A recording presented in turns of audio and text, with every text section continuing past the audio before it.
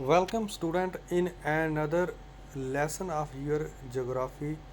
तो lesson number 5 mineral and energy resources. तो आज मैं लेसन नंबर 5 ज्योग्राफी का वो शुरू करने जा रहा हूँ। जो लेसन है मिनरल एंड एनर्जी रिसोर्सेज। तो इसमें सबसे पहले जो है कि आपको ये पता होना चाहिए कि मिनरल्स होते क्या हैं। A mineral is defined as a homogeneous naturally occurring substance with definite internal structure, rock or a combination of various minerals। तो मिनरल्स क्या होता है कि एक जैसा जो है नेचुरली अकरिंग सब्सटेंस होता है, कुदरत में मिलने वाले जो चीज़ होती है और उसका कोई डेफिनेट इंटरनल स्ट्रक्चर होता है, उसकी कोई शेप होती है, शक्ल होती है। तो अगर हम सपोज़ करो एक रॉक्स देखते हैं तो रॉक में जो है क्या होता है कि उसमें वेरियस काइंड के आपको मिनरल मिल जाएंगे। मोड ऑफ अकरेंस, और ये जो मिनरल्स होते हैं ये किस फॉर्म में हमें मिलते हैं, कैसे किस हालात में ये पाए जाते हैं। Mineral occur in combination with other element in form of ores.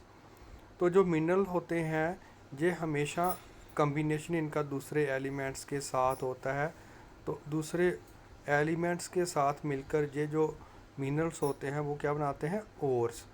They occur in various form such as.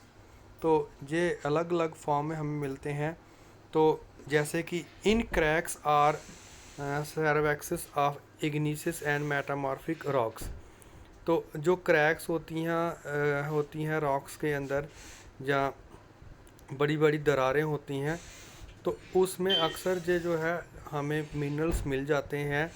जो दरारें होती हैं चाहे वो एग्नीसिस रॉक्स की हो चाहे मेटामॉर्फिक रॉक्स की हो। इसी तरह से इन लेयर्स बिटवीन सेडिमेंट्री रॉक्स।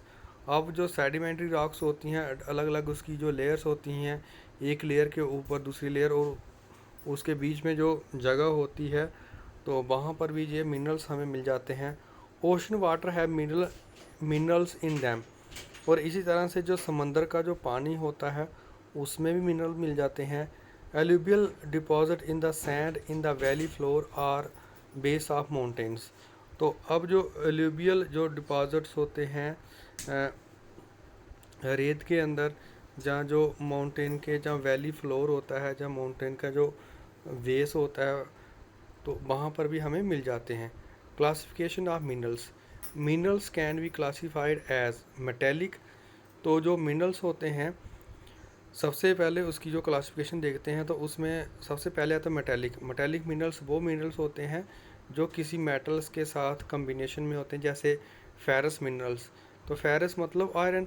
तो जब आयरन किसी मिनरल्स के अंदर होगा, उसकी मतलब परसेंटेज होगी आयरन की, तो उस टाइप का जो मिनरल होगा उसको हम बोलेंगे फेरस मिनरल। तो उसकी सबसे पहले एग्जांपल आएगी आयरन आ गया, मैंगनीज आ गया, कोबाल्ट, निकल एक्सेट्रा। तो ये आपके आगे ferrous mineral. Non ferrous minerals क्या हो गए कि जब आयरन जिन मिनरल्स में आयरन का जो है कम्बिनेशन नहीं होगा, तो that minerals are called non ferrous minerals. जैसे कॉपर हो गया, बॉक्साइट हो गया, टिन हो गया, लेड हो गया एक्सेट्रा। तीसरी जो क्लासिफिकेशन है वो क्लास है मिनरल्स की, वो है प्रीशियस मिनरल्स। मतलब जो बहुत महंगे होते हैं, जिनकी बाज़ार में कीमत बहुत ज़्यादा होती है, जैसे सिल्वर हो गया, गोल्ड हो गया, प्लेटिनम हो गया एक्सेट्रा। नॉन मेटेलिक कौन से मिनरल्स हो गए, तो जहाँ पर हमें मतलब जिसमें कोई मेटल्स नहीं होती, मेटल्स के बगैर जो मिनरल्स होते हैं वो आगे आपके non metallic. Mica, salt, marble, sandstone etcetera are non metallic minerals. तो कहता है कि जो माइका है, साल्ट है, मार्बल है, सैंडस्टोन है, तो वो नॉन मेटेलिक जो है मिनरल्स हैं। नेक्स्ट है एनर्जी मिनरल्स। वो मिनरल्स जो जिससे हमें एनर्जी मिलती है, जिसका हम घर में भी इस्तेमाल करते हैं, गाड़ियों में इस्तेमाल करते हैं, जहाँ हमारी फैक्ट्रियों में इस्तेमाल करते हैं, कारखानों में इस्तेमाल करते हैं। जैसे आ गया आपकी नेचुरल गैस आ गई, कोल आ गई, पेट्रोलियम आ गया, come under the category of energy minerals. Next है उसके बाद ferrous mineral. The various ferrous minerals are iron. तो अलग अलग किस्म की जो फेरस मिनरल हैं, जैसे कि हम आयरन देखते हैं, तो जो हमें भारत में बड़ी ज़्यादा क्वांटिटी में मिलता है, तो उसमें सबसे पहले आता है iron. India has abundant reserve of iron और। तो भारत में बहुत ज़्यादा जो है इसकी क्वांटिटी है आयरन की। तो इसमें सबसे पहला जो आता है, जो इसकी ओर है आयरन की, वो है magnetite. Is said to be the finest iron ore with 70% of iron content. तो जो मैग्नेटाइट होता है, मैग्नेटाइट जो ओर होती है, तो इसमें हमें 70% जो है आयरन कंटेंट मिलता है। उसके बाद दूसरी आती है hematite. Is an industrially important ore with 50 to 60% iron content. तो हेमेटाइट में हमें 50 से 60% जो है आयरन कंटेंट मिलता है।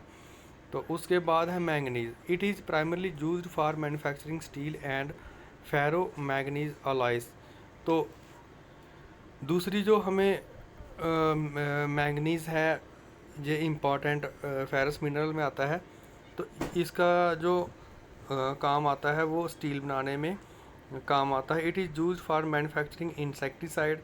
इसको इंसेक्टिसाइड बनाने में भी काम आता है, पेंट बनाने में भी काम आता है, और ब्लीचिंग पाउडर बनाने में काम आता है। 10 kg of manganese is use to prepare a ton of steel. तो 10 kg जो मैंगनीज चाहिए होता है 1 टन जो है स्टील को तैयार करने के लिए। नेक्स्ट आता है आपका नॉन फेरस मिनरल, मतलब जिसमें हमें आयरन जो है, आयरन कंटेंट कम मिलता है, आयरन कंटेंट नहीं मिलता है। तो कॉपर उसमें सबसे पहले आता है। A great conductor of electricity with high ductility and malleability. तो ये जो कॉपर, आपको पता है कि अक्सर जो है इलेक्ट्रिसिटी की जो चीज़ें होती हैं उसमें इस्तेमाल होता है, जिससे हम तारे बनाते हैं, प्लेट्स बनाते हैं उसकी, और जो इलेक्ट्रॉनिक सामान होता है इसमें इस्तेमाल होता है, जो केमिकल इंडस्ट्री है वहाँ पर इस्तेमाल होता है। नेक्स्ट है bauxite. This mineral occur where there is a rich deposition of aluminium silicates. तो ये जो बॉक्साइट से हमें क्या मिलता है, एलुमिनियम मिलता है। Bauxite is the ore for aluminium. Aluminium has high conductivity and malleability. तो एल्यूमिनियम की जो है हाई कंडक्टिविटी है, मतलब इसे जो है करंट जो है, बिजली जो है, इलेक्ट्रिसिटी जो है पास हो जाती है, और इसकी मतलब हम जो है इसको जो प्लेट्स टाइप का जहाँ इसकी जो है वो बना सकते हैं, इसको फ्लैट कर सकते हैं। तो इसी के साथ ये वाला टॉपिक है यहीं पर ख़त्म होता है। कल नया टॉपिक लूँगा, तब तक के लिए शुक्रिया।